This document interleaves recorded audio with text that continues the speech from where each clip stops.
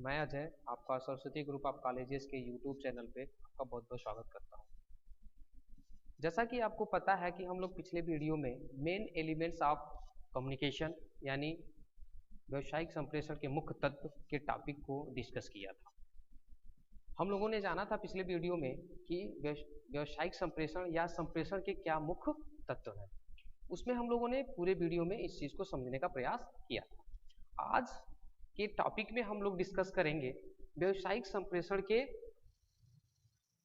आधारभूत प्रकार या रूप, यानी basis forms of business communication, यानी व्यावसायिक संप्रेषण के प्रकार या उसके रूप।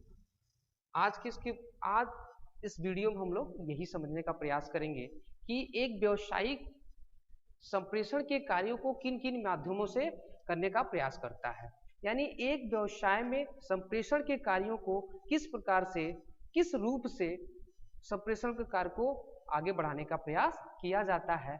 आज के इस पूरे वीडियो में हम लोग इसी टॉपिक को डिस्कस करेंगे। पहले आइए समझते हैं कि ये टॉपिक क्या है और इसका मतलब क्या है। जैसे अभी बार बार हम बात कर रहे हैं कि व्यावसायिक संप्रेषण में आधारभूत प्रकार, यानी एक व्यवसायी किसी दूसरे व्यवसायी को संप्रेषण के कार्य को यदि वो कर रहा है तो किस रूप से कर रहा है और किस प्रकार से कर रहा है, यही हमको यहाँ पे जानना है। एग्जाम्पल के थ्रू समझने का प्रयास करते हैं कि ये इसका टॉपिक का मतलब क्या है। जैसे मान लीजिए कोई ए नाम का व्यक्ति है, ठीक है, और ये व्यक्ति नहीं है, क्या है, एक बिजनेसमैन। क्या है? एक बिजनेसमैन, ठीक है।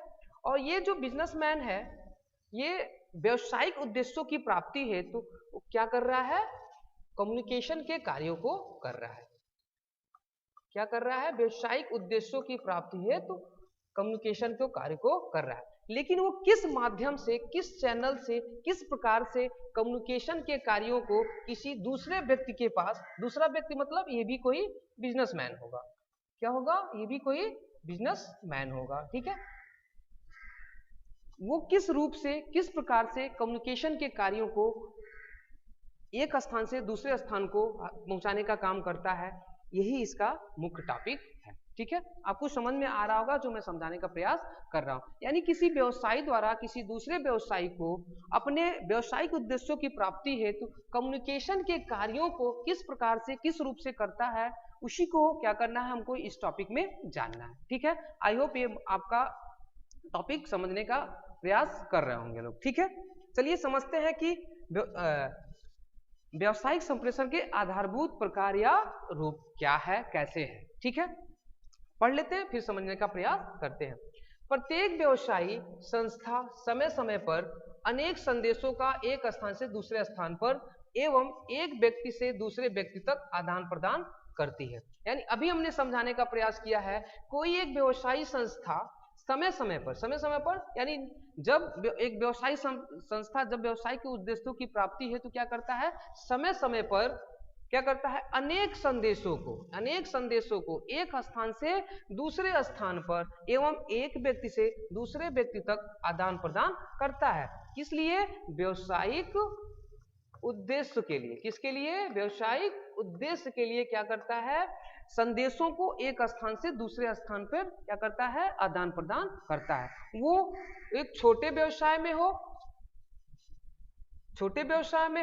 आमने सामने संदेशों का आदान प्रदान होता हो, यानी एक छोटे व्यवसाय में भी क्या होता है, संदेशों का आदान प्रदान यदि होता है तो वो किस रूप से होता है। किंतु जैसे जैसे संस्था का आकार बढ़ता जाता है वैसे वैसे संप्रेषण का रूप भी बदलता जाता है। यानी कहने का सीधा सीधा मतलब ये है कि किसी व्यावसायिक संस्था द्वारा जब समय समय पे संदेशों का एक स्थान से दूसरे स्थान पे एक व्यक्ति से दूसरे व्यक्ति तक पहुंचाने का जो कार्यक्रम किया जाता है वो किस प्रकार से किया जाता है और कैसे किया जाता है, यही हमको क्या करना है, इस टॉपिक में समझना है। आई होप आपको समझ में आ रहा होगा कि इसका मतलब क्या है, ठीक है। आइए समझते हैं कि व्यावसायिक संप्रेषण के प्रकार क्या क्या हैं, ठीक है। चलिए, यानी टॉपिक्स ऑफ कम्युनिकेशन, यानी व्यावसायिक संप्रेषण के वो कौन से प्रकार हैं और किस रूप से एक व्यक्ति से दूसरे व्यक्ति तक या एक स्थान से दूसरे स्थान तक क्या करता है, संदेशों को, सूचनाओं को, भावों को, विचारों को या आर्डर को क्या करता है, हस्तांतरण करने का काम करता है। ये उसके प्रकार है। ठीक है, पहला क्या है, किसी संस्था में ऑर्गेनाइजेशनल स्ट्रक्चर, यानी किसी संस्थागत स्ट्रक्चर में, संरचना में वो किस प्रकार से सूचना या आर्डर एक स्थान से दूसरे स्थान पे पहुंचाने का काम करता है, ये इसके टाइप है। तीसरा है डायरेक्शन ऑफ कम्युनिकेशन, यानी वो कम्युनिकेशन को किस रूप से डायरेक्ट करता है एक व्यक्ति से दूसरे व्यक्ति तक या एक संस्था से दूसरे संस्था तक। ठीक है, तीसरा क्या है, एक्सप्रेशन के आधार पर, यानी भाव और विभक्ति के आधार पे कैसे क्या करता है, सूचना एक स्थान से दूसरे स्थान पे पहुंचाने का काम करता है। यानी इसके मुख्य टाइप्स जो है कम्युनिकेशन के 3 है। ठीक है, और जो 3 में क्या है, अलग अलग से पार्ट्स हैं। जैसे ऑर्गेनाइजेशनल में क्या है, फॉर्मल कम्युनिकेशन और इनफॉर्मल कम्युनिकेशन। ठीक है, इसके ऑर्गेनाइजेशनल स्ट्रक्चर में 2 टॉपिक हैं। ठीक है, नेक्स्ट है आपका डायरेक्शन ऑफ कम्युनिकेशन में क्या है, upward communication, downward communication, lateral communication, directional communication, inward communication, outward communication. यानी एक व्यवसायी किसी दूसरे व्यवसायी से अगर वो अपवर्ड कम्युनिकेशन करता है तो कैसे करता है, डाउनवर्ड करता है तो कैसे करता है, लेटरल कैसे करता है तो कैसे करता है। यानी कुल मिलाजुला के कि डायरेक्शन ऑफ कम्युनिकेशन में ये मुख्य टॉपिक हैं जो हमको क्या करना है, समझना है। ठीक है, एक्सप्रेशन, भाव विमुक्त के आधार पे हमको जो कम्युनिकेशन पढ़ना है ये है। पहला क्या है, वर्बल कम्युनिकेशन, वर्बल में आपका ओरल है और रिटेन है। ठीक है, नेक्स्ट है आपका नॉन वर्बल कम्युनिकेशन, इसको कहते हैं अशाब्दिक कम्युनिकेशन, इसको कहते हैं शाब्दिक कम्युनिकेशन। ठीक है, यानी टाइप्स ऑफ कम्युनिकेशन में ये मुख्य रूप से क्या है, कम्युनिकेशन के टाइप्स हैं जो एक संस्था किसी दूसरे संस्था को अगर कम्युनिकेशन के कार्य को करता है तो इन्हीं सभी क्षेत्रों के आधार पर, इन्हीं सभी रूपों के आधार पर क्या करता है, कम्युनिकेशन को कार्य को करता है। ठीक है, आई होप आपको समझ में आ रहा होगा। ठीक है, अब समझते हैं कि हम लोग कि बेस्ड ऑन कम्युनिकेशन चैनल, यानी जो एक्सप्रेशन के आधार पे हम लोगों ने अभी जाना कि कैसे एक संस्था किसी दूसरे संस्था को या एक व्यक्ति किसी दूसरे व्यक्ति को क्या करता है, कम्युनिकेशन के कार्य को करता है। इसमें हम लोग क्या समझने का प्रयास करते हैं कि कैसे एक व्यक्ति किसी दूसरे व्यक्ति को जब वो संदेशों का आदान प्रदान करता है तो किस भाव से करता है, किस रूप से करता है, तो ये हमारा मुख्य टॉपिक आता है। तो हम लोग समझने का, अभी समझाने का प्रयास किया है, एक होता है वर्बल कम्युनिकेशन और दूसरा होता है नॉन वर्बल कम्युनिकेशन। यानी अगर एक संस्था किसी दूसरे संस्था से कम्युनिकेशन का कार्य करता है तो ये या तो वर्बल कर सकता है या तो नॉन वर्बल कर सकता है। ठीक है, यानी शाब्दिक कर सकता है और अशाब्दिक रूप से सूचनाओं का एक स्थान से दूसरे स्थान पे पहुंचाने का काम कर सकता है। और शाब्दिक अगर कम्युनिकेशन करता है तो उसमें भी उसके 2 रूप होते हैं, एक होते हैं ओरल कम्युनिकेशन, एक होते हैं रिटेन कम्युनिकेशन। ठीक है, ओरल कम्युनिकेशन मतलब कोई व्यक्ति मौखिक रूप से अपनी बात एक स्थान से दूसरे स्थान पे पहुंचाने का प्रयास करता है, या रिटेन में लिखित, इसको कहते हैं लिखित संप्रेषण, एक संस्था किसी दूसरे संस्था को लिखकर सूचनाओं को एक स्थान से दूसरे स्थान पे पहुंचाने का प्रयास करता है। ये इसके मुख्य टॉपिक के अंतर्गत आते हैं। आइए अब हम डिस्कस करते हैं, होल डिस्कशन में चलते हैं कि वर्बल कम्युनिकेशन क्या होता है और वर्बल कम्युनिकेशन के अंतर्गत ओरल और रिटेन क्या होते हैं, नॉन वर्बल कम्युनिकेशन क्या होता है, इस पूरे टॉपिक को समझने का प्रयास करते हैं।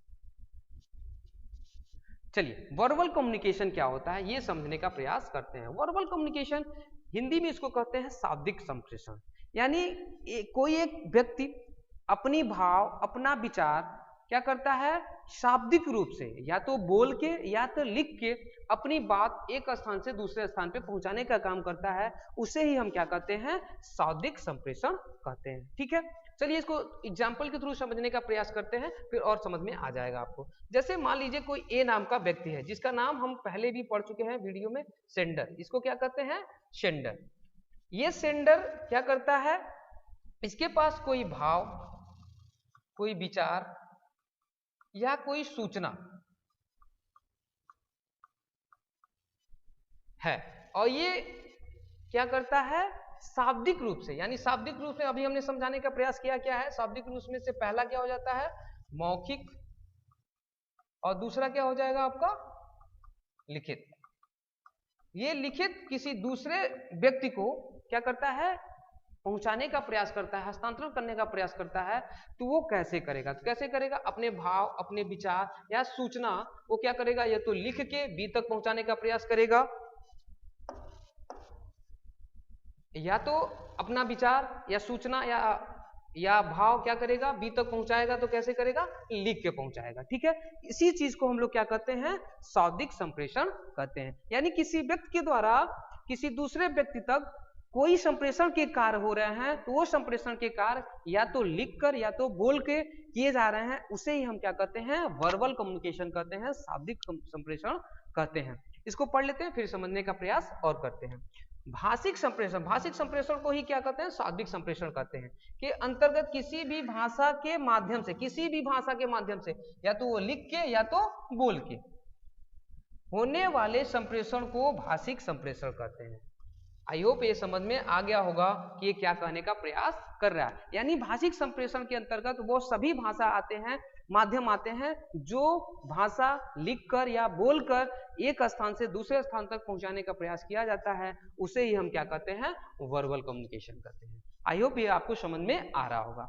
आइए समझने का प्रयास करते हैं वर्बल कम्युनिकेशन के क्या प्रकार होते हैं। अभी हम लोग ने पिछले टॉपिक में अभी तुरंत पढ़े हम लोग कि वर्बल कम्युनिकेशन के दो टाइप्स होते हैं। क्या क्या होते हैं? एक होता है ओरल होता है और एक क्या होता है? लिखित होता है। चलिए दोनों को समझने का प्रयास करते हैं। वर्बल कम्युनिकेशन के कितने टाइप्स होते हैं? दो होते हैं। एक होता है ओरल कम्युनिकेशन, दूसरा होता है क्या है? Written communication. इसको होल डिस्कशन में चलते हैं, इसका पूरा विस्तार से समझने का प्रयास करते हैं कि कैसे रिटेन होगा और कैसे ओरल होगा। देखिए रिटेन में क्या है? रिपोर्ट, यानी रिपोर्ट के द्वारा क्या करते हैं हम? संप्रेषण के कार्यों को किया जा सकता है। यानी कोई व्यक्ति किसी दूसरे व्यक्ति को कोई संदेश देता है तो वो क्या कर सकता है? रिपोर्ट कर सकता है, यानी लिख के अपनी बात क्या कर सकता है? दूसरे तक पहुंचाने का काम कर सकता है। मेमोज के द्वारा, मेमोज का मतलब कि एक छोटा सा टॉपिक, छोटा सा क्या होता है? एक पेपर होता है, उस पेपर पे क्या करते हैं? अपनी बात या कोई भी आर्डर या कोई भी संदेश क्या करते हैं? लिख देते हैं और क्या करते हैं? दूसरे तक पहुंचाने का प्रयास करते हैं, उसे हम क्या कहते हैं? मेमोज करते हैं। ईमेल, ईमेल भी क्या होता है? एक तरह से एक स्थान से दूसरे स्थान तक कोई भी सूचना पहुंचाने का काम किया जाता है। उसमें क्या किया जाता है? लिख कर अपनी बात क्या किया जाता है? एक स्थान से दूसरे स्थान तक पहुंचाने का काम किया जाता है। फैक्स, फैक्स भी एक ऐसा माध्यम है जो सूचनाओं को एक स्थान से दूसरे स्थान तक पहुंचाने के लिए क्या है? पर्याप्त मात्रा में काम करता है। उसमें भी जो सूचना होती है क्या किया जाता है? लिखकर अपनी सूचना एक स्थान से दूसरे स्थान तक पहुंचाने का प्रयास किया जाता है। इंस्टॉलेशन, इंस्टॉलेशन मतलब उदाहरण के द्वारा। उदाहरण भी क्या होता है? एक तरह से क्या होता है? लिखकर अपनी बात एक स्थान से दूसरे स्थान तक पहुंचाने का काम किया जाता है। चलिए इन सभी चीजों को एग्जाम्पल के थ्रू समझने का प्रयास करते हैं, फिर आपको समझ में अच्छी तरह से आ जाएगा। चलिए एग्जाम्पल, जैसे मान लीजिए कोई ए व्यक्ति है और ये किसी दूसरे व्यक्ति को क्या कर रहा है? सूचना, क्या कर रहा है? सूचना या आर्डर क्या कर रहा है? लिख कर पहुंचाने का काम कर रहा है। तो कैसे? या तो रिपोर्ट के द्वारा ए क्या करेगा? बी को सेंड करेगा। मेमोज के द्वारा ए क्या करेगा? बी को सेंड करेगा। ईमेल के द्वारा अपनी बात क्या करेगा? सूचना या ऑर्डर क्या करेगा? सेंड करेगा। फैक्स के द्वारा अपनी बात बी क्या करेगा? ए क्या करेगा? बी सूचना पहुंचाने का काम करेगा। इन्हीं सभी को हम क्या कहते हैं? रिटेन यानी लिखित संप्रेषण। यानी कोई व्यक्ति किसी दूसरे व्यक्ति को अपनी सूचना, अपना आर्डर, अपना भाव, अपना विचार एक स्थान से दूसरे स्थान तक पहुंचाने का प्रयास करता है, तो कैसे करता है? लिख कर करता है। उसे ही हम क्या कहते हैं? लिखित संप्रेषण कहते हैं। आई होप आपको समझ में आ रहा होगा। नेक्स्ट है आपका टाइप्स ऑफ ओरल। ओरल यानी मौखिक संप्रेषण के क्या रूप हैं? पहला है फेस टू फेस, यानी कोई व्यक्ति अपनी बात किसी दूसरे व्यक्ति से कह रहा है, तो क्या है? आमने सामने बैठ के अपनी बात किसी दूसरे व्यक्ति से कह रहा है। यानी क्या कर रहा है? एक व्यक्ति किसी दूसरे व्यक्ति से बात कर रहा है, तो आमने सामने बैठ गए और वो क्या कर रहा है? बोलकर अपनी बात या अपनी सूचना उस दूसरे व्यक्ति तक पहुंचाने का काम कर रहा है, उसे ही हम क्या कहते हैं? ओरल कहते हैं। नेक्स्ट है टेलीफोन। टेलीफोन भी क्या होता है? ओरल संप्रेषण के कार्यों में क्या किया जाता है? लाया जाता है। टेलीफोन के द्वारा भी जो सूचना होती है वो बोलकर एक स्थान से दूसरे स्थान तक पहुंचाने का काम किया जाता है। कन्वर्सेशन, कन्वर्सेशन का मतलब होता है कि एक व्यक्ति किसी दूसरे व्यक्ति से करता है, लगातार किसी ऐसे टॉपिक पे बात कर रहा है, वो भी क्या कैसे बात कर रहा है? बोल के कर रहा है, उसे ही हम क्या कहते हैं? कन्वर्सेशन करते हैं, ठीक है। ग्रुप डिस्कशन, ग्रुप डिस्कशन भी क्या होता है, ग्रुप में क्या होता है, लोगों के द्वारा एक समूह होता है, उस समूह में क्या होता है, अपनी बात क्या करते हैं, बोलकर कोई ग्रुप मेंबर किसी दूसरे ग्रुप मेंबर में क्या करता है, अपनी बात पहुंचाने का काम करता है। मीटिंग, मीटिंग में भी क्या होता है, मीटिंग सामूहिक होता है, सामूहिक मीटिंग में क्या होता है, लोगों का एक समूह होता है, उस समूह में कोई एक सीनियर मेंबर होता है और अपनी बात क्या करता है, बोलकर अपने जूनियर मेंबर को क्या करता है, समझाने का प्रयास करता है या सूचना देने का प्रयास करता है, उसे ही हम क्या करते हैं, मीटिंग के द्वारा मीटिंग के द्वारा ओरल कम्युनिकेशन करते हैं। स्पीच यानी कोई व्यक्ति क्या करता है, अपनी बात क्या करता है, बोलकर भाषण के द्वारा किसी दूसरे व्यक्ति तक पहुंचाने का काम करता है, उसे ही हम क्या करते हैं, ओरल कम्युनिकेशन करते हैं। ये पूरे क्या है, ओरल के टॉपिक हैं। आई होप आपको समझ में आ रहा होगा कि टाइप्स ऑफ ओरल क्या है। एग्जाम्पल के थ्रू फिर से समझने का प्रयास करते हैं क्या है। जैसे ए नाम का कोई व्यक्ति है और किसी दूसरे व्यक्ति को क्या कर रहा है, अपने भाव, अपने विचार या अपना सूचना पहुंचाने का काम कर रहा है। वो कैसे काम कर रहा है, ओरल, बोलकर। कैसे, ये क्या कर रहा है, बी के सामने फेस टू फेस बैठ के आमने सामने अपनी बात, सूचना या विचार या भाव पहुंचाने का काम कर रहा है, उसे ओरल कम्युनिकेशन करते हैं।